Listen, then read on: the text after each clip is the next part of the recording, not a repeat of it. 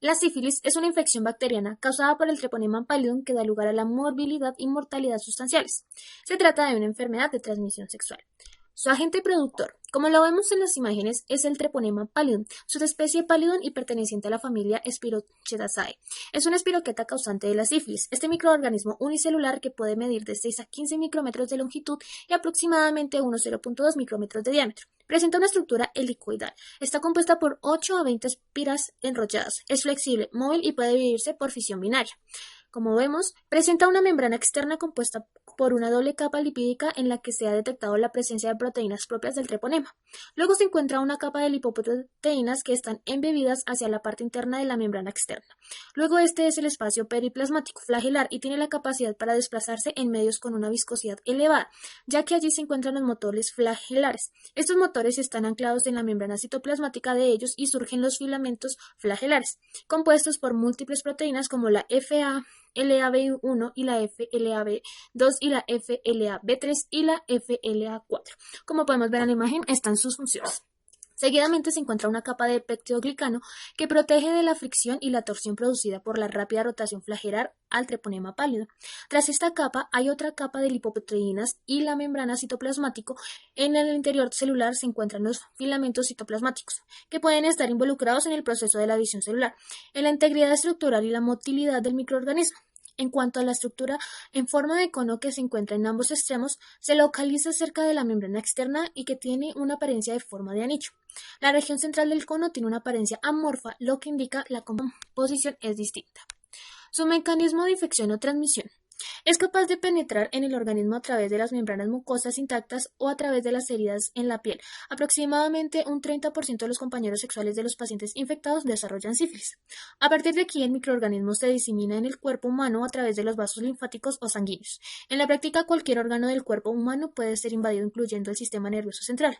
La infección suele transmitirse por contacto sexual, genital, bucogenital o anogenital, aunque también puede hacerlo por otras vías, como a través del contacto de la piel o por vía transplantaria o que es la causante de la sífilis congénita. También puede ser por contaminación con agujas, chuzarse con una aguja o con un elemento constopusante que esté infectado con esta bacteria. Clínicamente, la sífilis se divide en una serie de etapas: la fase de incubación, la sífilis primaria, secundaria, latente y tardía. Más adelante vamos a ver cada una de estas etapas a profundidad. A continuación vamos a ver la clasificación de la sífilis. La sífilis congénita, el treponema pallidum, afecta en cualquier parte del periodo de la gestación. Las embarazadas con este tipo de sífilis, ya sea primaria o secundaria, tienen una mayor probabilidad de transmitir esta infección que las que poseen una sífilis latente. Cerca de la mitad o el 40% de todos los niños infectados con esta enfermedad durante la gestación mueren poco antes o después del parto. Los bebés que sobreviven desarrollan síntomas de sífilis en la etapa temprana, antes de los 2 años, o sífilis tardía, antes de los 20 años, si no reciben tratamiento. Las manifestaciones tempranas de esta sífilis congénita se dan con lesiones cutáneas, lesiones viscerales, lesiones óseas y otros síntomas. En las lesiones cutáneas vemos el pérfigo sifilítico, el cual presenta una serie de erupciones que afectan palmas y pies, pueden tornarse hemorrágicas y al romperse pueden dejar desnuda la piel, dando lugar a maceración y a costras. Las sífilides, que son una segunda floración de la sífilis, estas también localizadas en palmas, en axilas, son ubicadas en lugares húmedos, tienen el color violáceo y son extremadamente contagiosas. Los condilomas planos representan las lesiones que son otro subtipo de las sífilides en áreas en donde hay fricción cutánea. En cuanto a las lesiones viscerales, encontramos la hepatitis, que se manifiesta con ictericia, la hepatoesplenomegalia, la cual, como su nombre lo indica, es el crecimiento exacerbado del hígado, el cual no puede procesar el glucocerebrósido, y esto genera una acumulación de esta sustancia en los tejidos del cuerpo, causando un daño severo al sistema nervioso central de estos pequeños. También vemos en el riñón, el cual se puede presentar con síndrome nefrótico. En cuanto a las lesiones óseas, podemos ver la osteocondritis metaepifisiaria, es la lesión más encontrada, cerca del 80% de los pacientes la tienen en el húmero y en el fémur, la cual causa la pseudoparálisis de Parrot, que se traduce en un dolor asimétrico y una parálisis de las extremidades superiores. Vemos la periodostitis, que es el espesamiento amplio y extenso de la parte cortical de la diáfisis. Recordemos que esa parte es muy importante, tiene que ver con el crecimiento. Entre otras manifestaciones está la anemia, la cual se da de forma frecuente y grave, puede acompañarse de leucocitosis y de trombocitopenia, y la meningitis, la cual ocurre entre el tercero y el sexto mes de vida. Aquí el líquido cefalorraquídeo tiene una celularidad aumentada por causa del exceso de linfocitos, además de un aumento de proteínas. Como vemos, estos bebés no llevan una buena vida. Esto en cuanto a la etapa precoz. Ahora, en cuanto a la etapa tardía, se ha generado la tríada de Hutchinson, la cual, como vemos en la imagen, podemos ver que está acompañado por hipoacusia neurosensorial, es decir, los niños no escuchan nada bien. Cuando los niños están más grandecitos, aparecen los dientes de Hutchinson, los cuales son un tipo de dientes que están como muy filosos y muy irregulares, y la queratitis intersticial, en la cual vemos pues una forma irregular en el ojo, sobre todo en la retina. Otra de las maneras de la sífilis es la sífilis adquirida, la cual, como sabemos, se da por transmisión sexual. Esta es la que se conoce comúnmente como sífilis propiamente dicha y es la que médicamente se traduce en primaria, secundaria y terciaria. Vamos a ver las etapas. La sífilis primaria es el primer estadio de la enfermedad, que suele estar marcada por la aparición de una sola úlcera llamada chancro y adenopatías satélites que aparecen de 21 a 30 días después del contagio infectante. Puede aparecer en boca, en pene, en testículos, en el glande, en el cuello uterino, los labios mayores y menores. En el hombre, por lo general, se localiza en el glande. En las imágenes podemos ver cómo se aparece el chancro. Las lesiones consisten en pápulas ulceradas de pocos milímetros hasta 2 centímetros de diámetro. Son limpias, de bordes bien definidos y consistencia firme. Estas suelen desaparecer al cabo de 3 a 6 semanas, cuando el chancro se cura. La sífilis secundaria es la expresión de la diseminación hematógena del germen. Comienza entre 2 y 8 semanas después de la aparición del chancro, aunque puede ocurrir después de 2 años. La manifestación más común en esta etapa consiste en una roceola sifilítica, una erupción eritematosa, difusa y poco aparente. Recordemos que el eritema es un trastorno de la piel que se produce cuando hay un exceso de riego sanguíneo por vasodilatación. Esto provoca un enrojecimiento e inflamación y provoca que la piel pues erupcione. Esto se da por enfermedades infecciosas. De forma clásica se presentan las adenopatías o inflamaciones en los ganglios linfáticos, las febrículas, mucha fiebre, casi siempre en la mañana. Esta se da específicamente por origen infeccioso o nervioso. Las uñas presentan paroniquia, que es el rubor, el calor y el dolor en la uña, sobre todo en el borde, o anoniquia, que es la falta de uñas, que se les caen las uñas. A veces aparecen unas erupciones planas llamadas condiloma latum que brotan alrededor de genitales y ano. Los clavos sifilíticos pueden ser muy contagiosos si existen heridas abiertas. Estas lesiones de sífilis secundaria se resuelven espontáneamente de 3 a 12 semanas. El enfermo queda asintomático y la enfermedad pasa a un estado latente. El periodo de latencia es así un periodo entre las etapas secundarias y terciarias en donde de pasar a ser una enfermedad contagiosa ya no es contagiosa, pero es muy problemática para las personas ya que se genera una destrucción de tejidos importante. En la sífilis terciaria, las manifestaciones en general ocurren después del tercer año de la infección. Cabe mencionar que las lesiones clínicas de la sífilis tardía no son contagiosas, ocurren por hipersensibilidad celular al treponema. Se dividen en tegumentarias, viscerales y del sistema nervioso. Todas las lesiones cutáneas características son el goma. El goma es un granuloma indoloro localizado en el paladar que va destruyendo el hueso subyacente. En esta etapa terciaria, la bacteria va a dañar los órganos, el corazón, el cerebro, el hígado y también va a dañar lo que son huesos, sistema nervioso. Los daños del sistema nervioso son importantes. Esta fase puede durar años o incluso décadas. Es por esto que la sífilis terciaria puede causar enfermedad mental, ceguera, enfermedad del corazón, parálisis, daño cerebral y la muerte. Algunos tipos de sífilis, como la neurosífilis, son infecciones mucho más localizadas.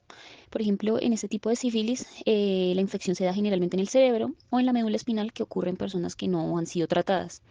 Esta se puede clasificar en asintomática y sintomática, en donde en la parte sintomática puede generar daño en el cerebro, en el corazón. Dentro de las neurosífilis sintomáticas encontramos la meningovascular, la que provoca neurismas o meningitis bacteriana, así como la parálisis de los pares craneales. La sífilis parenquimatosa genera la destrucción neuronal y provoca procesos degenerativos en el cerebro. La sífilis cardiovascular, que puede causar insuficiencia cardíaca, aórtica, aneurismas aórticos, entre otras cosas. Y el goma, el cual es una lesión granulomatosa que afecta cualquier órgano. Los pacientes con neurosífilis poseen síntomas como lo son convulsiones, las dificultades para hablar por la destrucción celular en el cerebro, parálisis temporal, parálisis de mitad de cuerpo, se vuelven irritables, se les dificulta concentrarse, pierden la memoria, poseen problemas o dolores de cabeza graves, pueden tener dificultades respiratorias, fatiga, letargo, cambios de humor. pérdida de la fuerza y de la energía, depresiones, delirios y en general el daño en tejidos les impide el movimiento. Ahora pasaremos a hablar sobre el diagnóstico de la sífilis. La sífilis se puede diagnosticar mediante el análisis de muestras de sangre. Estos análisis pueden confirmar la presencia de anticuerpos que el cuerpo produce para combatir la infección. Los anticuerpos contra la bacteria causante de la sífilis permanecen en su cuerpo durante años, por lo que el examen se puede utilizar para determinar una infección actual o pasada. También otra prueba que se hace es de la punción lumbar. Algunas indicaciones para la misma es signos o síntomas neurológicos u oftalmílicos, fracaso del tratamiento clínico o serológico, infección VIH con sífilis latente o tardía o sífilis de duración desconocida, y evidencia de signos de sífilis activas o terciarias, son algunas de las indicaciones que se tienen en cuenta para hacer la prueba del líquido cefalorraquídeo. Ahora pasando a las pruebas inmunológicas. En el método directo se utiliza un microscopio de campos oscuros en donde se utiliza la tinción de IF-IP o PCR. El único medio específico e inmediato para el diagnóstico de la sífilis consiste en la identificación positiva del T. pallidum mediante microscopía de campo oscuro, con el uso de muestras procedentes de un individuo infectado. Para la microscopía en campo oscuro, la muestra debe ser fluido seroso libre de eritrocitos y residuos de tejido, o puede ser material obtenido por aspiración del ganglio. Se limpia la lesión con solución salina, solo si estuviera contaminada. Puede ser necesario realizar una abrasión leve de la lesión para obtener fluido seroso, el cual se coloca directamente en la lámina. También existen los métodos indirectos. Aquí las pruebas serológicas son de dos tipos, no treponémicas y trepoménicas. Las pruebas no trepoménicas son usadas para despistaje, son económicas y también sirven para evaluar la eficacia del tratamiento. En la prueba BDRL, el suelo del paciente es inactivado a 56 grados centígrados por 30 minutos. Si se usa líquido cefalorraquídeo, solo se debe centrifugar, luego la muestra se mezcla con un antígeno, que es una solución buffer salina de cardiopilina y lecitocina adosadas a partículas de colesterol. El RPR es una prueba diseñada para detectar reagina en el suero de manera rápida. No requiere inactivación por calor. La muestra se mezcla con una suspensión que posee cardiopilina, lecitina y colesterol en partículas de carbón. Las pruebas treponémicas comprenden FTA-ABS y sus variantes FTA-ABS-DS y TPI, de los cuales el último es obsoleto por su baja sensibilidad en la sífilis primaria. Algunos casos en los que puede presentarse falsos positivos pueden ser infecciosas y causas no infecciosas. A continuación presentamos una tabla de sensibilidad y especificidad de las pruebas inmunológicas diagnósticas, esto según la etapa clínica de la sífilis. Lectura, prueba de sífilis. Para el diagnóstico de la sífilis existen varios tipos de pruebas que se utilizan según el estado clínico de la enfermedad y para las cuales se debe tener en cuenta las características de sensibilidad y especificidad. En estas pruebas se encuentra el examen microscópico directo, la cual es una prueba que permite la observación directa del treponema, la cual se recomienda cuando hay lesiones presentes y se asume que es posible observar la bacteria, como en el chancro, los condilomas y las lesiones tempranas de la sífilis congénita. Estas pruebas se pueden considerar confirmatorias de sífilis. También están las pruebas no treponémicas. Estas pruebas detectan anticuerpos no treponémicos de tipo inmunoglobina, anticuerpos IgG contra el material lípido liberado de las células huésped, su principal uso como prueba diagnósticas de tamización y seguimiento del tratamiento. Las pruebas más usadas son la BDRL y la RPR. Las características propias de estas pruebas, aunque son fáciles de usar y con sensibilidad y especificidad variables y aceptables de acuerdo con el estado clínico de la enfermedad.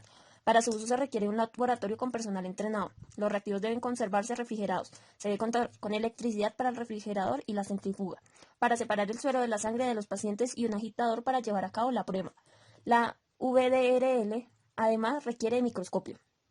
También están las pruebas treponémicas que se usan como antígeno T. pallidum y detectan anticuerpos contra los componentes celulares del treponema. Su mayor utilidad es distinguir los falsos positivos y negativos de las pruebas no treponémicas y establecer el diagnóstico. Se usan como pruebas confirmatorias. También están las pruebas rápidas, en estas se realizaron varios estudios que demostraron que las pruebas rápidas para el diagnóstico de sífilis se pueden recomendar teniendo en cuenta sus características. En ejemplo, la rapidez, el resultado está en menos de 30 minutos, su fácil montaje se realiza en 3 a 4 pasos, es fácil de interpretación, el formato es una tarjeta o tirilla con reacción visual y la conservación se puede mantener a menos de 30 grados centígrados y no requiere refrigeración. En este cuadro se pueden ver los posibles resultados. Entonces, de 10 a 90 días está la sífilis primaria, de 4 a 10 semanas está la sífilis secundaria. En el primer año se puede ver la latencia temprana y mayor del primer año, duración indeterminada, está la latencia tardía o sífilis terciaria.